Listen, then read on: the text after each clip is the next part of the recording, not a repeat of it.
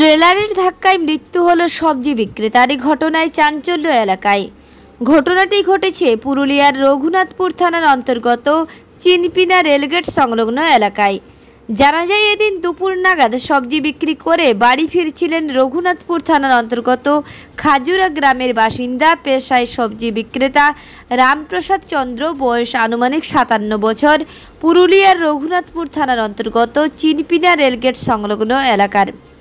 একটি ট্রেলার ধাক্কা মারে ওই সবজি বিক্রেতাকে। সঙ্গে সঙ্গে ঘটনাস্থলে গাড়ির চাকায় পিষ্ট হয়ে যায়। ঘটনাস্থলে রঘুনাথপুর থানার আইসি ও একাধিক পুলিশ কর্মী পৌঁছান। কিছুক্ষণ মরদেহ তুলতে বাধা দেয় স্থানীয়রা। তারপরে রঘুনাথপুর থানার আইসি ও বন্ধু পরিবারের একাধিক সদস্য কথা বলার পর সেই মৃতদেহ উদ্ধার করে ময়নাতদন্তের জন্য পুরুলিয়ার দেবেন মাহাতো মেডিকেল কলেজে পাঠানো হয়। অন্যদিকে ওই ঘাতক ট্রেলারটিকে আটক করেছে রঘুনাথপুর থানার পুলিশ।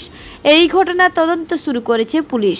বন্ধু পরিবারের সভাপতি হানিফ শেখ জানান, এই ঘটনা খুবই কষ্টদায়ক।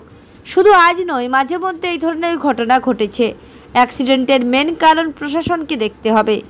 বিশেষ বিশেষ জায়গায় যেমন কলেজ, হাসপাতাল, স্কুল, এইসব জায়গায় গাড়ি যাতে ধীর গতিতে যাতায়াত করে তার ব্যবস্থা করতে হবে। একটা 16 চাকার লরি মাল বোঝায়, সে আকরিকগুলো আছে। আমরা রঘুনাথপুর থেকে চিনপিনা এই রাস্তা দিয়ে আসছিলাম বাড়ি যাওয়ার জন্য। দেখছি একটা বডি একদম দুর্ভাগ্যবশত মাটির সাথে একদম মিশে গেছে পুরো।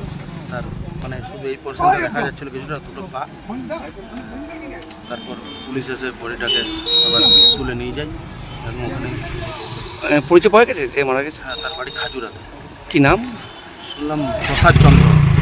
বয়স কত হবে? আনুমানিক 60। ও কি বাড়ি ফিরছিল কি? হ্যাঁ, সবজি বিক্রি করে বাড়ি ফিরছিল। তার সাইকেলে সবজিও ছিল, সবজি ফেরি করে। যে লরিটা মেরেছে সে রঘুনাথপুর থেকে যাচ্ছিল? রঘুনাথপুর থেকে আমাদের এই বাঁকুড়ার রোডের এই রাস্তায় যাচ্ছিল, চিনপিনার দিক থেকে রঘুনাথপুর দিক থেকে যাচ্ছিল। আপনার পরিচয়? আমার নাম শান্তনু মিশ্র।